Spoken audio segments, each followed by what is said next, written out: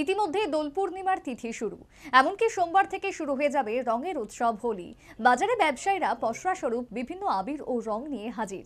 আশানুরূপ রঙও বিক্রি। তবে গতবারের তুলনায় এবারে রঙের দামের তেমন হেরফের নেই বলেও ব্যবসায়ীদের অভিমত। বাতাসে বহিছে প্রেম, নয়নে লাগিল নেশা। কারা যে ডাকিল পিছে বসন্ত এসে গেছে।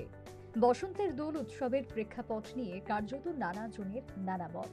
একাংশের অভিমত, চৈত্রের পূর্ণিমাতে চৈতন্য দেবের জন্ম, যে কারণে দিনটি গৌর পূর্ণিমা বলেও প্রচলিত।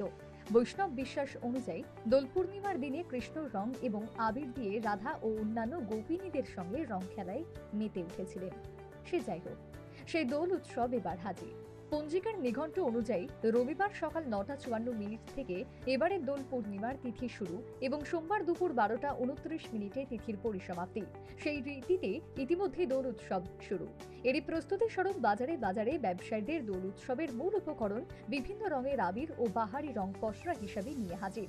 এরই মধ্যে এবছর আশানুরূপ বিক্রি এবং এবার সবুজ এবং কমলা রঙের চাহিদা অধিক বলেই জানালেন সংশ্লিষ্ট জনৈক ব্যবসায়ী। এমনকি এবার রঙের দাম গতবারের তুলনায় তেমন কোনো হেরফের হয়নি বলেও ওই ব্যবসায়ী জানিয়েছেন। আগে তো দাম আপনার আগে যেরকম দাম এরকম দাম সবুজ আর অরেঞ্জ চাহিদা বেশি, লালের সংখ্যা কম। কত করে দাম? হচ্ছে কেজি ২২০ টাকা। কি কি রং রাখছো? রং কি কি আছে? রঙ আছে অনেক কোয়ালিটি আছে, প্যাকেট আছে, লুজ আছে, 10 কেজি প্যাকেট আছে, 30 কেজি বস্তা আছে। কোনটার চাহিদা খুব বেশি? এটা গেরুয়ার চাহিদা বেশি।